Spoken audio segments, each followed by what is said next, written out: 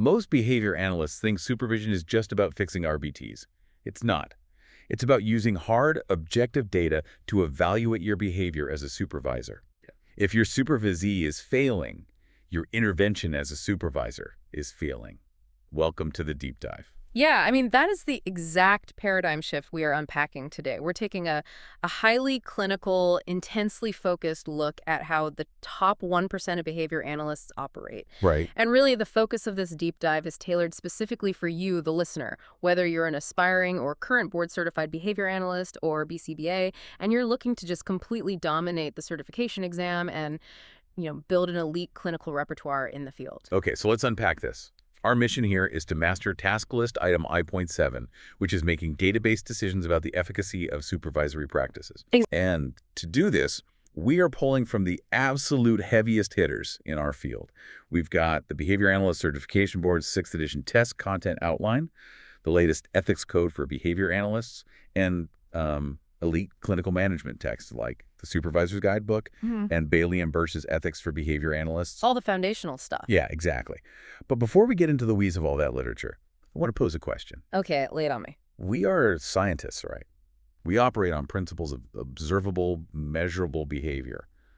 We wouldn't dare treat a client without graphing their data daily. Never. So why do so many supervisors manage their clinical staff purely on, gut feelings or anecdotal reports and just vague impressions of who is, quote-unquote, working hard? I mean, isn't that essentially flying blind? It's totally flying blind. And frankly, it's bordering on professional negligence depending on the severity of the clinical outcomes. Wow, negligence. Yeah, because the disconnect you're highlighting there, it's one of the most pervasive issues in clinical applied behavior analysis today. Think about it. We spend years training to meticulously track a client's frequency of aggression, right? Right, down to the second. Down to the second. Or the duration of their tantrums. Yet, when it comes to the registered behavior technicians, the RBTs who are actually out there implementing the life-changing interventions, we suddenly just abandon our science. We just throw it out the window. Completely. We revert to standard, antiquated corporate management tactics. We rely on intuition. Which is so anti-behavior analytic. Exactly. But when you look at the core principles outlined by the governing board, specifically the mandate to ensure their competence and benefit others, intuition just doesn't cut it. No. The mandate requires us to rely on scientific evidence. We have to bridge the gap between those foundational ethics codes and the actual practical day-to-day operations of managing a clinical staff. So we are essentially turning the analytical lens back on ourselves. We have to look in the mirror and realize that in the context of supervision, we are the intervention. We are the independent variable. I love that phrasing, the independent variable. It's the truth. And the ethics code addresses this with absolute clarity. Code 4.known specifically mandates that behavior analysts must actively engage in the continual evaluation of their own supervisory practices. Continual evaluation. Right. You cannot evaluate yourself with a gut feeling. A feeling is an unobservable private event. Right, it's mentalism. Exactly. The code requires you to use objective feedback from others alongside client and supervisee outcomes to document self-evaluations and make timely, data-driven adjustments to your training practices. Okay, I want to push back on that slightly, or at least, play devil's advocate for a moment here. Sure. Evaluating oneself sounds really great in a textbook. Yeah. But in a bustling clinic, where a BCBA might be managing 10 or 15 RBTs, dealing with parent training and handling a nightmare of insurance authorizations, taking the time to, quote-unquote, evaluate supervisory practices, it sounds like a luxury. Oh, I hear that all the time. Right. How do we operationalize this without it becoming just another massive mountain of paperwork? Well, that is the exact friction point every new clinical director faces. But the answer lies in systems, not just effort. Systems, okay. And the accountability is non-negotiable. Code 4.04 states explicitly that behavior analysts are accountable for their supervisory practices and for the professional activities of their supervisees. Wait, for the activities of the supervisees? Yes. Think about the gravity of that. If an RBT makes a critical error, say they reinforce a severe aggressive behavior because they didn't understand the protocol, right, the supervisor owns that error. To prevent that kind of clinical failure, elite supervisors don't rely on memory or informal hallway check-ins. They systematize two primary data streams. Let's get into those data streams. The first is procedural integrity, which is often referred to as treatment fidelity. And the second is client outcomes. Let's break those down for the listeners so we have crystal clear definitions. Because they sound similar, but they do different things. Procedural integrity, that is fundamentally asking the question, is the supervisee actually implementing the behavior plan exactly as it was designed by the BCBA? You got it. It measures the adherence to the independent variable. Okay. If you write a 10-step protocol for teaching a child to request water, procedural integrity data tells you how many of those 10 steps the RBT performed correctly. It's a simple percentage. Exactly. And according to the standard clinical guidelines referenced across our sources, you cannot just casually observe this like once a month. What's the frequency then? The target for inter-observer agreement, or IOA, is 80% agreement. Furthermore, this data must be collected across 20 to 30% of measurement occasions or sessions. Wait, let me stop you right there. 20 to 30% of sessions. Yes. If an RBT sees a client 5 days a week, that means the supervisor or a trained peer needs to be taking integrity data on that specific program at least once or twice a week. Correct. I mean, that is a massive amount of oversight compared to what happens in a lot of standard, run-of-the-mill clinics. Which is exactly why the top 1% of clinics operate differently than the rest. Right. If you are not hitting those metrics, you simply do not have reliable data on your supervisee's performance. You are literally just guessing. It's a scary thought. It is. You might see the RBT perform the skill perfectly on a Tuesday morning when you're standing right there. Reactivity. Exactly. Reactivity to your presence. But without systematic data collection, you have no idea if they are drifting from the protocol on Thursday afternoon when they are exhausted and the client is having a tough day. That concept of protocol drift is terrifying when you consider the severe behaviors we're sometimes treating. Absolutely. So that covers the first metric, procedural integrity. The second metric is client outcomes. And that is looking at the actual graphs of the client's behavior and asking, is the client making progress? Right. Because you could easily have a scenario, right, where an RBT is executing a plan flawlessly, step by step, hitting 100% on procedural integrity. But the client's aggressive behavior is actually increasing. Oh, that happens all the time. And when that happens, the data is telling you a very specific story. It's saying the plan is bad. Exactly. It tells you the clinical program itself is flawed, not the staff's implementation. The RBT is doing exactly what you asked them to do, but what you asked them to do is wrong. So you really need both pieces of the puzzle. You need both data streams, integrity and outcomes. You have to have them to make an informed decision. Look at it like a grid. Okay, let's visualize the grid. If integrity is low and outcomes are poor, you need to train the staff. If integrity is high and outcomes are poor, you need to change the intervention. That simplifies it so beautifully. But here is where I think a lot of supervisors, kind of get stuck in the mud.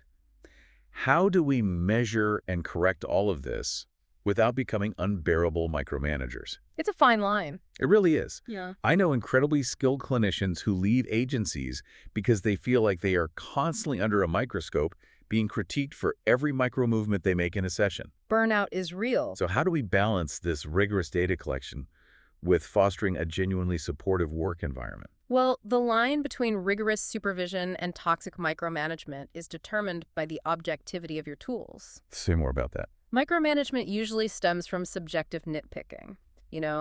I didn't like your tone there, or you seem distracted. Yeah, things you can't really measure. Exactly. To avoid that, we rely on structured performance evaluations and functional assessments of personnel behavior. And one of the most critical tools highlighted in our clinical text for this is the Performance Diagnostic Checklist Human Services, or the PDCHS. Okay, let's dive deep into the PDCHS.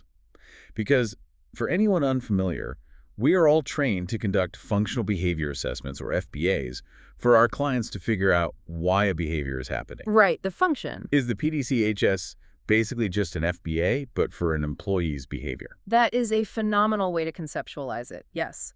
Task List Item I.6 requires us to apply a function-based approach to assess and improve supervisee behavior. Function-based supervision. Exactly. We don't just ask why a client is dropping to the floor during transition. We have to ask why an RBT is consistently forgetting to fill out their session notes. We have to find the maintaining variables. Bingo. The PDCHS is a validated assessment tool that helps identify the specific environmental variables affecting personnel performance. It breaks the work environment down into 4 distinct domains. Walk me through those domains. If I'm a supervisor and my staff member is failing to run a program, what am I actually assessing with this tool? So the first domain is training. Does the staff member actually know how to perform the skill? Have they demonstrated it to mastery? Okay, so a skill deficit. Right. Then the second domain is task clarification and prompting. Do they know when to perform the skill? Oh, interesting. So they might know how to do it, but not when. Exactly. Are there clear instructions or visual aids available in the moment to prompt the behavior? Good. The third domain is resources, materials, and processes. Does the RBT have the physical items like the token board or the specific toys required to run the program? And is the physical environment actually conducive to running it? That makes a lot of sense. Like if they don't have the clicker counter, they can't take the frequency data. Simple as that. And the final domain is performance consequences, effort, and competition. That sounds like a big one. It's massive. This looks at the contingencies. Is it highly effortful to run the program? Are they receiving appropriate reinforcement for doing it correctly? Or is there a competing contingency? Like what? Like it being infinitely easier to simply ignore a problem behavior than to run a complex, physically demanding extinction protocol. Wow. That completely reframes the conversation you'd have with an employee. Totally. Because instead of pulling an employee into your office and saying, hey, you need to try harder, you're slacking, you are systematically diagnosing their environment. You're being a behavior analyst. Right. Maybe they aren't running the trial because the materials are locked in a different room, which falls under the resources domain. Or maybe they don't know the exact definition of the target behavior, which is task clarification. By using the PDC-S, you completely remove the emotional confrontation from the equation. It's not me versus you. Exactly. You are collaborating with the supervisee to identify the barriers to their success. When the data shows the supervisee isn't improving, the supervisor must make timely adjustments to their training methods. You don't blame the person, you adjust the environment, just as Code 4.0 demands. I want to ground this entire philosophy in a highly relatable applied scenario for the listener. Let's do it. Let's paint a picture here. Imagine you are a BCBA supervising an RBT in a home setting.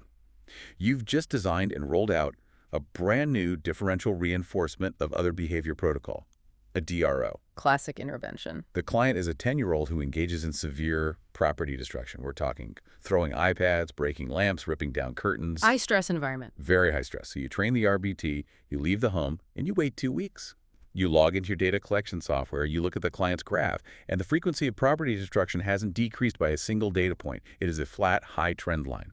A scenario that literally every practicing behavior analyst will encounter multiple times in their career. Oh, yeah. And the pressure in that situation is immense, especially with destructive behavior in a family's home. Right. The parents are stressed, the RBT is overwhelmed, and I feel like the instinct for a lot of BCBAs is to immediately start tinkering with the client's behavior plan. It's a knee-jerk reaction. They think, okay, the reinforcer isn't strong enough. Let's switch from offering an edible to offering screen time. Or they think the DRO interval is too long. We expected the client to go 5 minutes without breaking something. Let's shorten it to 2 minutes. You want to fix the paper. Right. It's like giving someone a recipe to bake a cake, but the cake keeps coming out flat and dense. Do you immediately blame the oven and change the temperature? Or do you stand in the kitchen and actually watch how the baker is mixing the batter? That is a brilliant analogy, because the novice supervisor blames the oven. They assume the plan is the problem, so they change the client's protocol. Without observing. Exactly. But the elite BCBA checks the batter. They check the RBT's procedural integrity data before they touch the client's plan. Okay, so in this DRO scenario, how does that look? Well, let's say you go back out to the home. You don't intervene. You just sit quietly with your clipboard or your tablet and conduct a formal observation. Taking your IOA. Yes. And the data reveals the RBT is only implementing the DRO correctly 60% of the time. So what does that 60% actually look like in practice? How are they failing the implementation? With a DRO, timing is absolutely everything. Right, because it's interval-based. Yes. You are reinforcing the abscess of the target behavior for a specific interval of time. The observation might reveal that the RBT is just missing the intervals. So the timer goes off. The timer goes off at 5 minutes, the client hasn't destroyed anything, so the RDT is supposed to immediately deliver praise and a token. But they don't.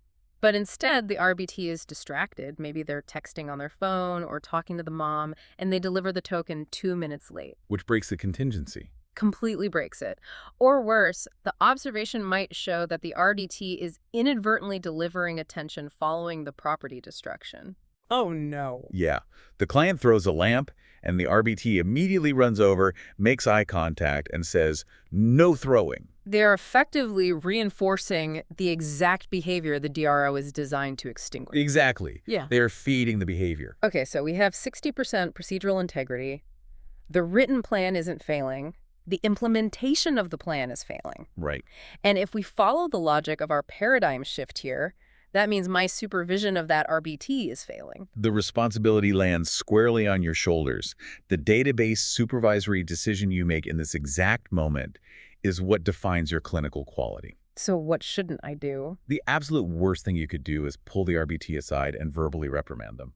Or, send a passive-aggressive email later that night saying, "Please ensure you run the DRO correctly." We've all seen those emails. We have. And that approach completely violates the principles of our science. It relies on the assumption that simply telling someone to change their behavior will actually change it. Which we know is rarely true. Almost never. Vocal instructions alone are almost never enough to build a complex clinical skill.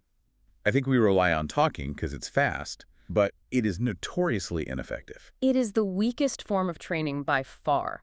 If you look at the data and realize your initial supervisory intervention was just like handing them a written protocol and explaining it for 5 minutes in the living room, you have to accept that your intervention was insufficient. You have to own that. You do. You must pivot your supervisory practice.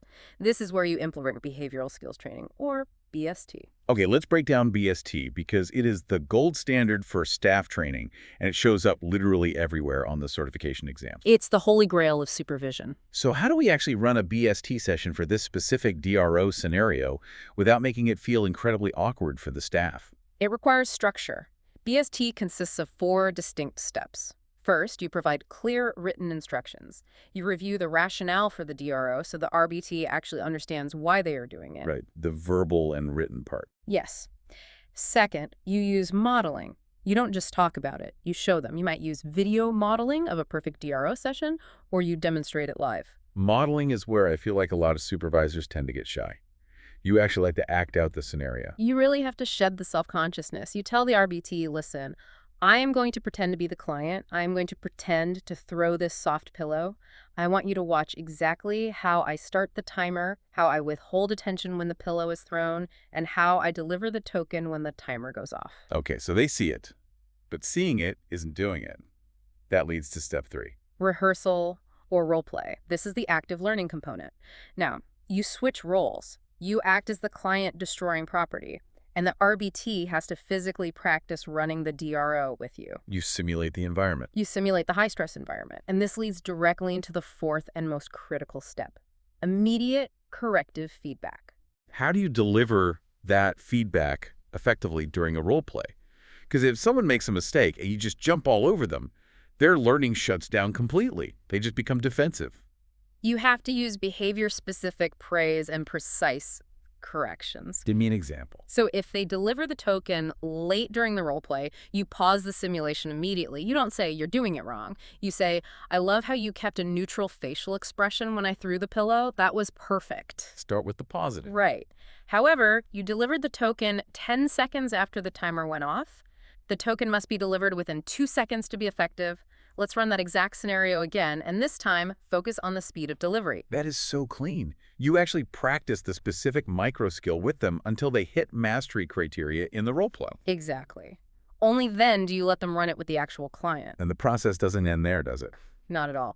Code 4.0 Navarro requires continual evaluation. So the next week, you return to the home and you collect procedural integrity data again. And let's say, because you utilize BST, the data jumps from 60% to 95% integrity. A massive improvement. The RBT is nailing the timing. They're withholding attention perfectly. Yeah. And subsequently, because the plan is finally being implemented as designed, the client's property destruction drops dramatically. That narrative right there, that is the absolute core of our mission today. That is task list item I.7 in action. It really brings it all together. It does. You use the supervisee's performance data, the 60% integrity, to fundamentally change your own teaching strategy, from vocal instructions to behavioral skills training. You treated your management behavior as a flexible variable. If you zoom out and look at the broader clinical implications of this is precisely what the Supervisor's Guidebook advocates for. 100%. Evidence-based supervision means relying on strategies that have been empirically demonstrated through applied research to be effective. It means completely abandoning management fads, pop psychology, and guesswork. You have to use the science of behavior to manage the behavior change agents. This philosophy makes so much sense, but I feel like it is incredibly easy to stray from it in the heat of a stressful week. Oh, it's the easiest thing in the world to forget when you're overwhelmed. Right. And that brings us to the traps. The common mistakes and pitfalls that both test takers and seasoned supervisors constantly fall into. Let's shine a light on the first major trap, which I like to call relying on subjective cop-outs. Oh, this pitfall is highlighted extensively throughout the supervision literature. It happens when supervisors develop what authors often refer to as a cop-out attitude. What does that look like?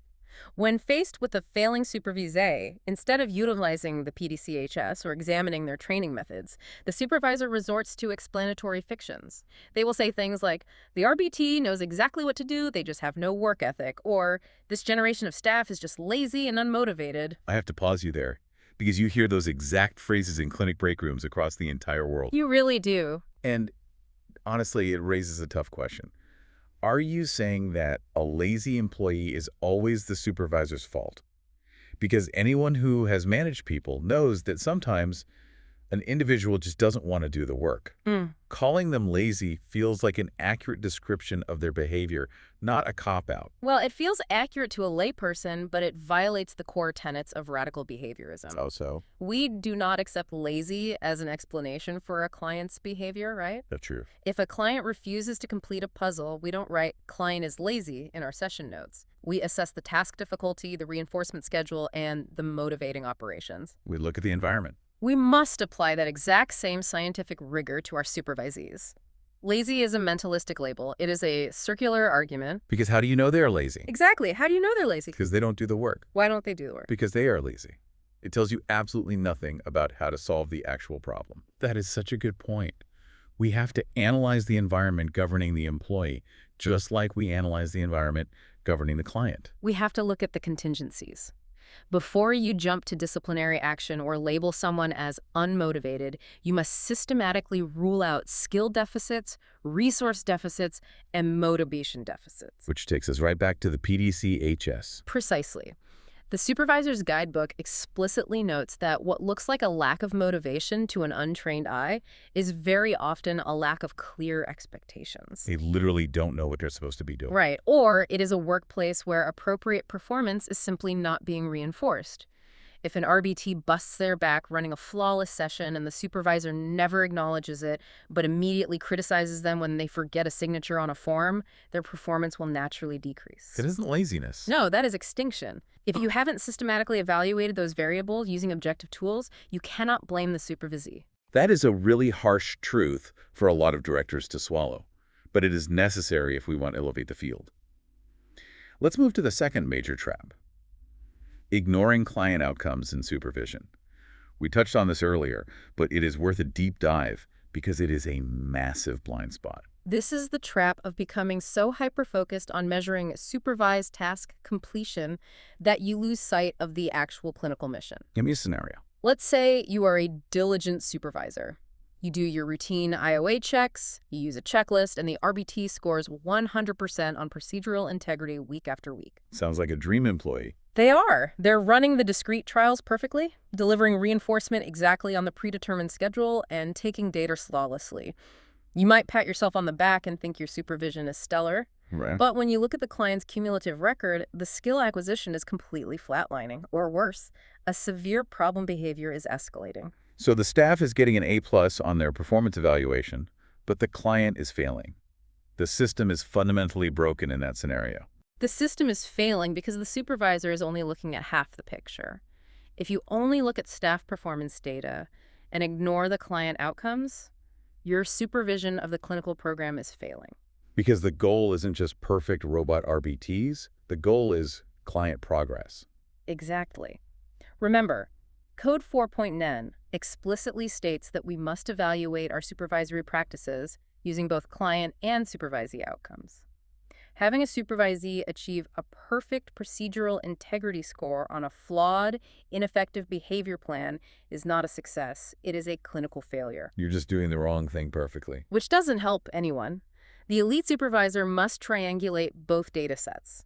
They use the high-integrity data combined with the poor outcome data to recognize that the intervention itself is the problem and needs an immediate overhaul. It's like having a perfectly tuned car, a highly trained driver, but a map that leads you off a cliff. Great analogy. You can't just praise the driver, you have to fix the map. You have to change the destination. That brings us to the third trap, and this one is deeply ingrained in corporate culture, the feedback sandwich. Oh, the dreaded sandwich. We have all been on the receiving end of this.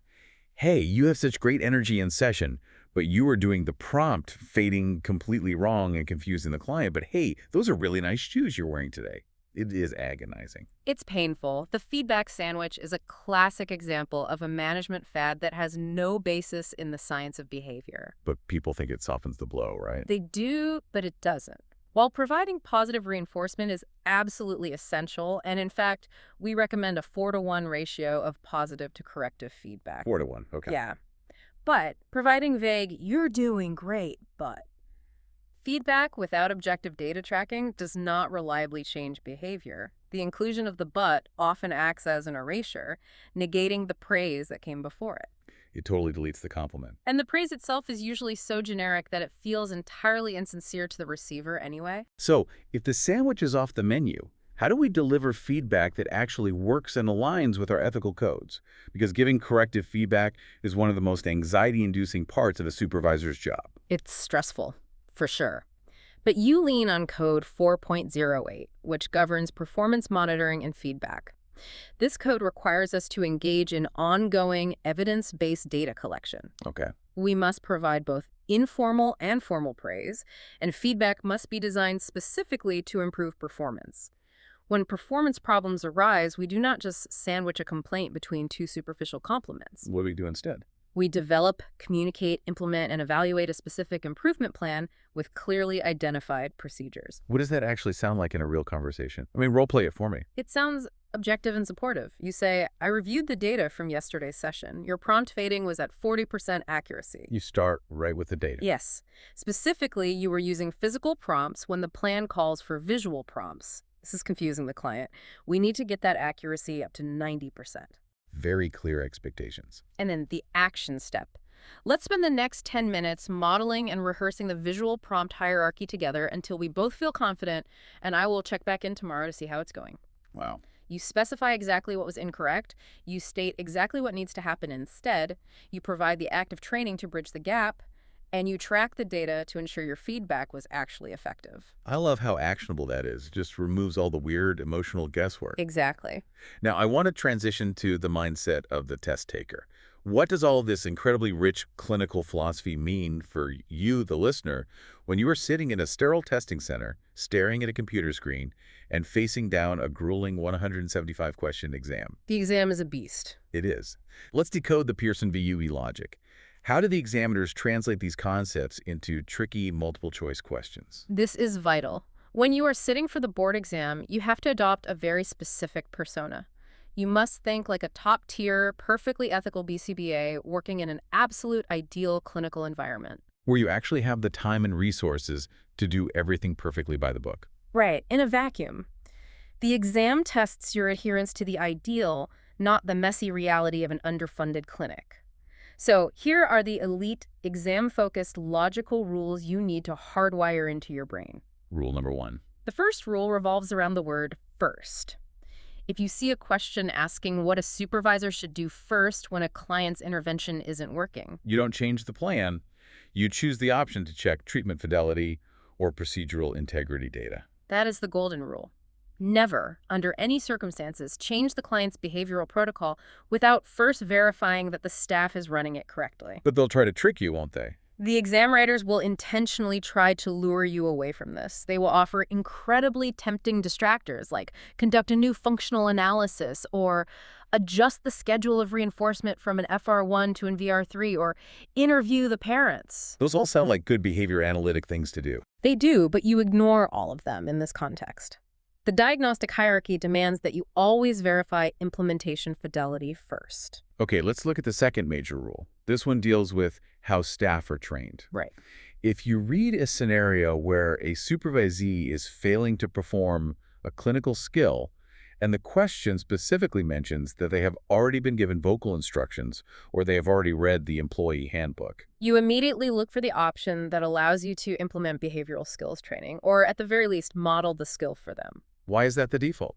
Because the certification board wants to see that you deeply understand the limitations of passive learning. Vocal instructions, written memos, and reading manuals are antecedent interventions. Now you tell you the rule. They are rule-governed approaches that very often fail to generate the actual skill repertoire without the addition of modeling, rehearsal, and feedback. Active practice. Exactly. If the question implies that the staff is struggling after being talked to, you must choose the active, evidence-based, contingency-shaped training option. That makes perfect sense. Passive learning versus active learning. Okay, the third rule. This concerns evaluating yourself as a supervisor. If a question asks how a BCBA should evaluate the overall effectiveness of their own supervisory practices, You choose the option that relies on hard data. You look at client progress and supervisee performance data. You absolutely do not choose options that suggest relying on supervisee satisfaction surveys or informal check-ins. no, wait a minute. Don't we want our staff to be happy? To be clear, yes, the Supervisor's Guidebook rightly notes that work enjoyment and staff morale are highly important for reducing turnover and preventing burnout. We want our staff to be happy. However, satisfaction surveys are inherently subjective. They measure opinions, not behaviors. The exam heavily prioritizes objective, observable, and measurable data. So liking your boss doesn't mean your boss is effective. Exactly. Your efficacy as a supervisor is not proven by how much your staff likes you. It is proven by the measurable behavior change in your staff and the subsequent clinical progress in your clients. That logic cuts right through the noise. If you apply those rules, you can eliminate the distractors on those complex paragraph-long supervision questions. It'll save you so much time on the test. Now that we have covered the exam strategy, I want to pivot to something that goes beyond the test. I want to talk about what we call the clinical power insight. This is the advanced thinking that separates a competent clinician from a truly visionary leader. I love this concept. This is where we separate the basic test passers from the top 1% of clinical directors and agency owners. Let's get into it. To reach that elite level, you must fully internalize the concept of variables. You must view your own supervisory actions, your delivery of feedback, your frequency of IOA checks, your implementation of BST, your creation of job aids, all of that as the independent variable. And the supervisee's clinical performance is the dependent variable. Yes. I want to make sure the gravity of that sinks in for a second. You are essentially treating your entire management style, your day-to-day interactions with your staff, as a single-case experimental design. That is precisely what you are doing. If your supervisee's performance is the dependent variable, then your management actions are the only things you have the power to manipulate to change that performance. Because you can't control everything else. You cannot control their home life, you cannot control their personality, but you can control the contingencies you place on their work environment. How do you track all of that, though? To operationalize this high-level concept, we look to what is known as the dashboard method. The dashboard method. Yeah. This is an organizational management concept heavily highlighted in Bailey and Birch's texts on ethics and management. Elite clinical directors do not leave this data collection to chance. They automate the process. They track RB2 performance data weekly on a centralized, often digital, dashboard. Give me a vivid visual of this. What does this dashboard actually look like in a high-functioning clinic? Are we talking about a whiteboard in the break room or something more sophisticated? Oh, definitely not a public whiteboard. That would raise significant privacy and ethical concerns regarding staff dignity. Right, nobody wants their stats blasted in the kitchen. Exactly. Imagine a secure, centralized software platform, or even just a highly organized private spreadsheet managed by the clinical director. This dashboard aggregates massive amounts of data on every single supervisee in the agency. What kind of data? It tracks their IOA scores, their procedural integrity percentages across different clients, the on-time submission rate of their session notes, their attendance, and crucially, an aggregated metric of their client's progress. That is a lot of data. It is, but the true power of the dashboard is that it is color-coded into green, yellow, and red zones, creating visual thresholds for performance. I can see how that visual management would be powerful. So the green zone means everything is operating at or above criterion. Maybe their procedural integrity is consistently above 90%, their notes are on time, and their clients are acquiring skills. Correct. Green means the current supervisory independent variable is effective. Maintain the current schedule of reinforcement and oversight. Keep doing what you're doing. But here is where the system earns its keep. Right. Exactly.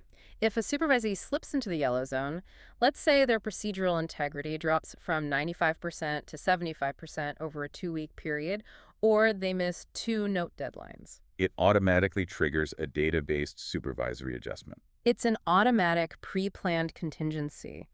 The supervisor doesn't have to agonize over whether to intervene or not. The decision fatigue is completely eliminated. Yes. The supervisor doesn't wait for a formal quarterly review, and they certainly don't wait for a client's behavior to completely regress into a crisis. The yellow zone acts as an early warning system.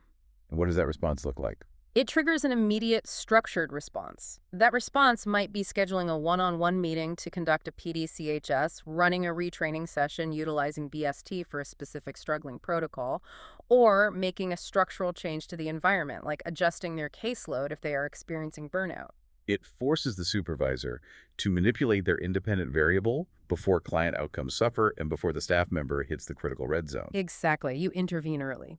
But I have to ask, doesn't implementing a digital dashboard that tracks every single metric feel a little Orwellian to the staff? Big Brother is watching you. Yeah.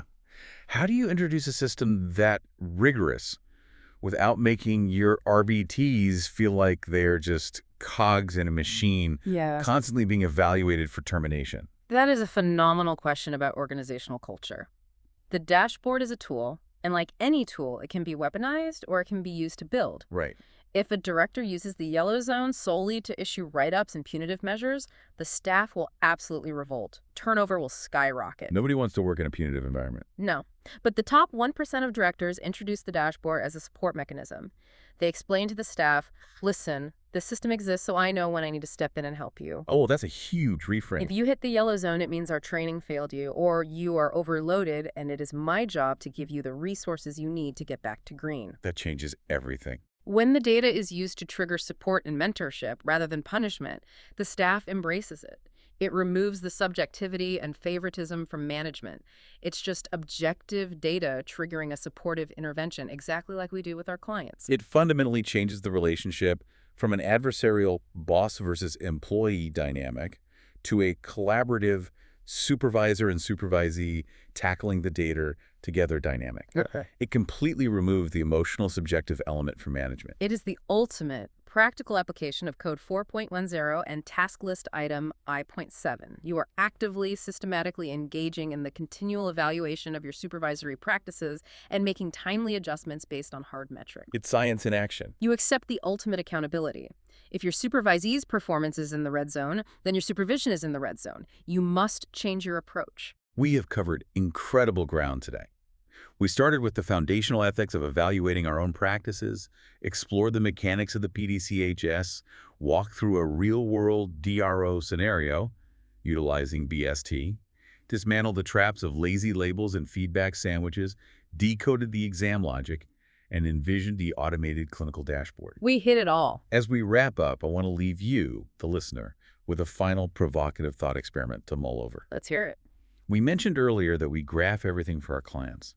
There is a tool in behavior analysis called the standard acceleration chart, which is a logarithmic graph used to track the acceleration or deceleration of behavior over time. It visually demonstrates whether learning is actually occurring at a rapid pace. A powerful visual tool. So think about your last week of work as a supervisor or manager. If you had to plot your own supervisory feedback, your training sessions, and your interventions on a standard acceleration chart, what would your trend line look like? Ooh, that's a tough question to ask yourself. Are your management behaviors actually accelerating your staff's performance and fluency?